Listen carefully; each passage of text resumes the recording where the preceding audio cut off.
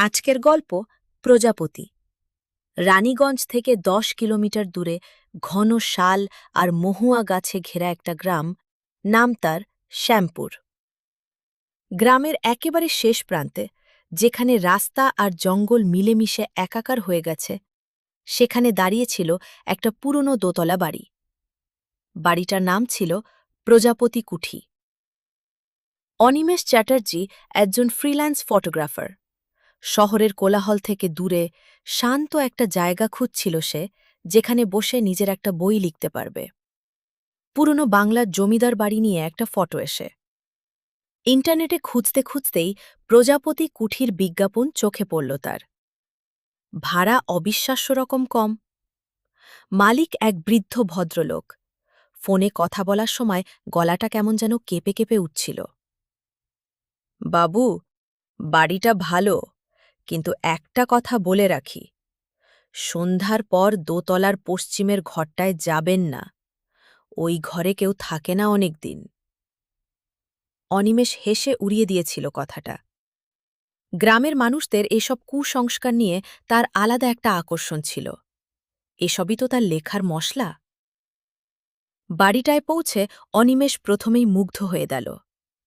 British আমলের স্থাপত্য, উঁচু ছাদ, কাঠের সিঁড়ি, দেওয়ালে ফিকে হয়ে যাওয়া ফ্রেস্কো। বাড়ির চারপাশে একটা অদ্ভুত সৌন্দর্য ছিল। অসংখ্য প্রজাপতি উড়ে বেড়াচ্ছিল বাগানে। হলুদ, নীল, কমলা, হাজারো রঙের প্রজাপতি। অনিমেষের ক্যামেরা সঙ্গে সঙ্গেই ব্যস্ত হয়ে উঠল। কেয়ারটেকার হরিপদ কাকা তাকে ঘর দেখিয়ে দিলেন নিচতলায়। দোতলায় যাবেন না বাবু, ধুলো জমে আছে, ভেঙে পড়তে পারে, বললেন তিনি চোখ এড়িয়ে। প্রথম দুদিন খুব ভালোই কাটল। অনিমেষ বাগানে ঘুরে ঘুরে প্রজাপতির ছবি তুলল। গ্রামের বুড়োদের সাথে গল্প করল পুরনো জমিদার বাড়ি নিয়ে। জানা গেল এই বাড়ির শেষ মালিক ছিলেন জমিদার সুরেন্দ্রনাথ রায়। তার একমাত্র মেয়ে ছিল, নাম মিতালি। মেয়েটার প্রজাপতির প্রতি ভীষণ ভালোবাসা ছিল, তাই বাগান ভর্তি প্রজাপতি ফোটানো ফুলের গাছ লাগানো হয়েছিল তার জন্মদিনে। কিন্তু মিতালির বিয়ের রাতে, ঠিক আগের সন্ধ্যায়, দোতলার পশ্চিমের ঘরে তাকে মৃত অবস্থায় পাওয়া যায়। গলায় ফাঁস। কেউ বলে আত্মহত্যা, কেউ বলে খুন। তারপর থেকেই বাড়িটা অভিশপ্ত বলে পরিচিত। তৃতীয় রাতে অনিমেষের ঘুম ভেঙে গেল একটা অদ্ভুত শব্দে। পাখার শব্দের মতো, কিন্তু নরম, ঝিরিঝিরি, যেন হাজার হাজার প্রজাপতি একসাথে ডানা ঝাপটাচ্ছে। সে উঠে বসল। ঘরের ভেতর অন্ধকার, কিন্তু জানলার পর্দার ফাঁক দিয়ে চাঁদের আলো এসে পড়েছে মেঝেতে। আর সেই আলোর মধ্যে একটা ছায়া নড়ছে। অনিমেষ শ্বাস বন্ধ করে তাকিয়ে রইল। ছায়াটা যেন সিঁড়ির দিকে যাচ্ছে। কৌতূহল আর ভয় একসাথে মিশে গেল তার মনে। ক্যামেরা হাতে নিয়ে নিঃশব্দে সে বেরিয়ে এলো ঘর থেকে। সিঁড়ির মুখে দাঁড়িয়ে সে দেখল দোতলা থেকে হালকা একটা আলো ভেসে আসছে। যে ঘরে যেতে বারণ করা হয়েছিল, সেই পশ্চিমের ঘর থেকে। বুকের মধ্যে ধুকপুক করছিল তার, কিন্তু পা দুটো যেন নিজে থেকেই সিঁড়ি বেয়ে উঠতে শুরু করল। দোতলার করিডোর ধুলোলয়ে ঢাকা। বহুদিন কেউ পা রাখেনি সেখানে। কিন্তু পশ্চিমের ঘরের দরজাটা ফাঁক হয়ে আছে, আর ভেতর থেকে সেই মিহি আলো বেরিয়ে আসছে। দরজা ঠেলে ভেতরে ঢুকতেই অনিমেষের গায়ে কাঁটা দিয়ে উঠল। ঘরটা যেন সময়ের মধ্যে থমকে আছে। পুরনো আসবাব, একটা আয়না দেয়ালে ঝুলছে, আর ঘরের মাঝখানে একটা কাঠের চেয়ারে বসে আছে একটি মেয়ে। লাল বেনারসি শাড়ি পরা, চুলে বেলি ফুলের মালা। তার চারপাশে অসংখ্য প্রজাপতি উড়ছে, যেন তাকে ঘিরে একটা জীবন্ত পর্দা তৈরি করেছে। মেয়েটি ধীরে ধীরে মুখ ফেরাল। মুখটা সুন্দর, কিন্তু চোখ দুটো যেন কোনো গভীর শূন্যতার দিকে তাকিয়ে। তুমি এসেছ, সে বলল। গলার স্বরে অদ্ভুত এক করুণ সুর। আমি জানতাম তুমি আসবে। অনিমেষের গলা শুকিয়ে গেল।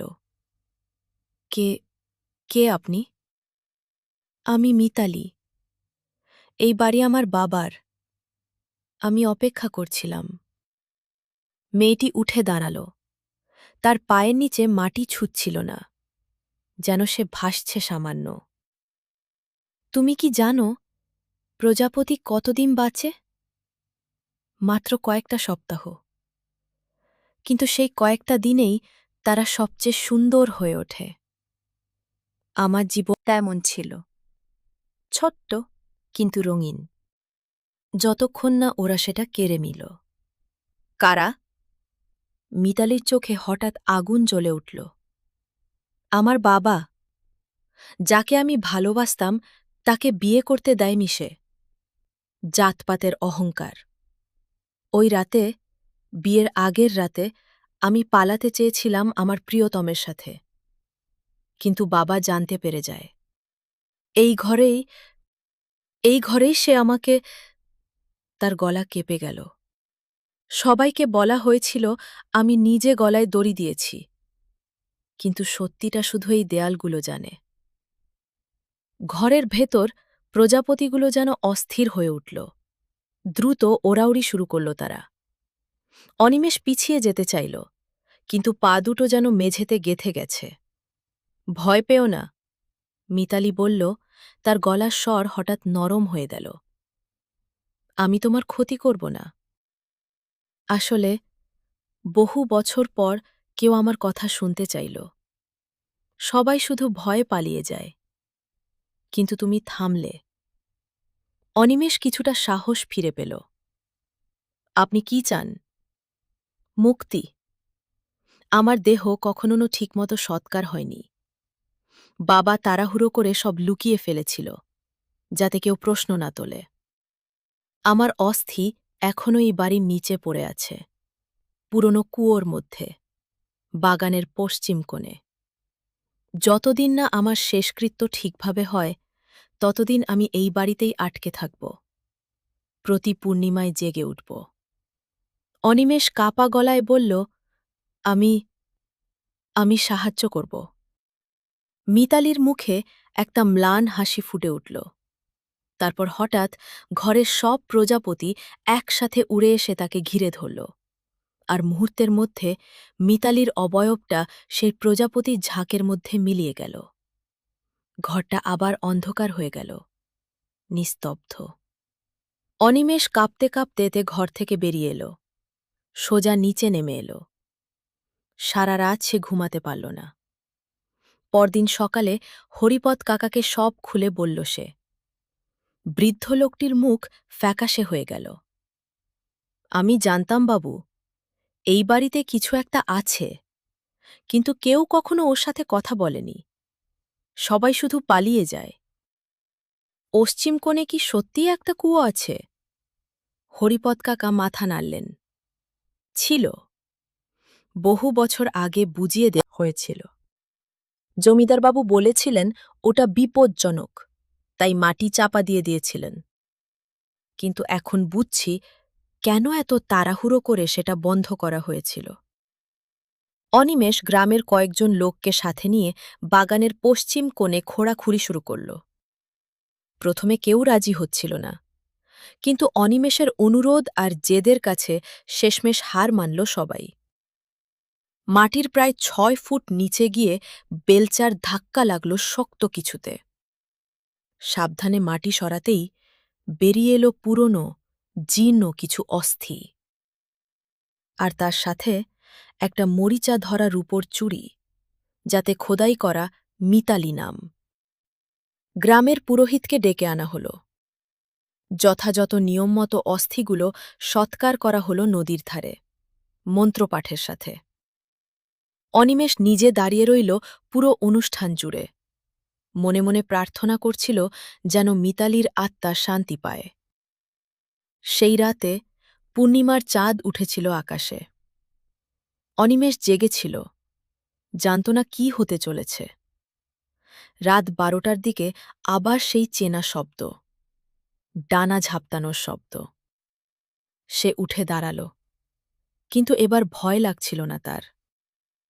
জানলার বাইরে তাকাতেই দেখল বাগান জুড়ে অসংখ্য প্রজাপতি উড়ছে চাঁদের আলোয়, আর তাদের মাঝখানে দাঁড়িয়ে আছে মিতালি। কিন্তু এবার তার মুখে আর কষ্টের ছায়া নেই। সে হাসছে, প্রথমবারের মতো, একটা প্রকৃত মুক্ত হাসি। ধীরে ধীরে তার শরীরটা আলোয় মিশে যেতে লাগল।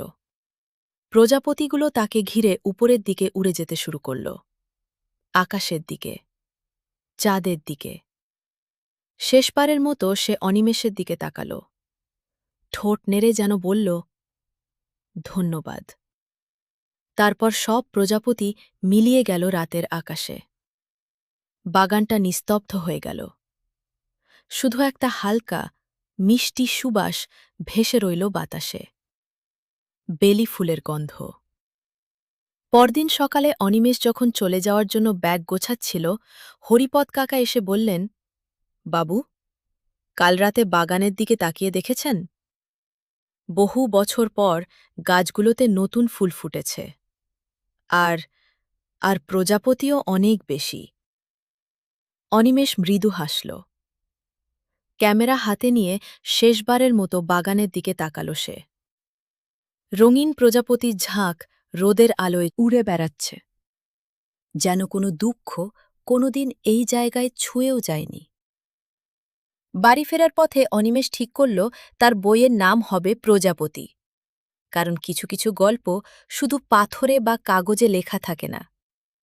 কিছু গল্প বাতাসে ভেসে বেড়ায়, রঙিন ডানায় ভর করে, মুক্তির অপেক্ষায়। আর আজও শ্যামপুর গ্রামে পূর্ণিমার রাতে যদি কেউ প্রজাপতি কুঠির বাগানে যায়, তারা নাকি দেখতে পায় হাজারো প্রজাপতির মাঝে একটি মেয়ের ছায়া, হাসি মুখে ঘুরে বেড়াচ্ছে, চিরকালের জন্য মুক্ত।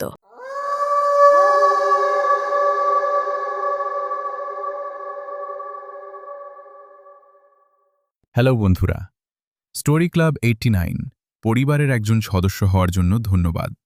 ভিডিওটি ভালো লাগলে লাইক করুন, আপনার মতামত কমেন্ট করে জানান, বন্ধুদের সঙ্গে শেয়ার করুন। নতুন গল্প সবার আগে শুনতে সাবস্ক্রাইব করুন এবং বেল আইকন চাপতে ভুলবেন না। ধন্যবাদ।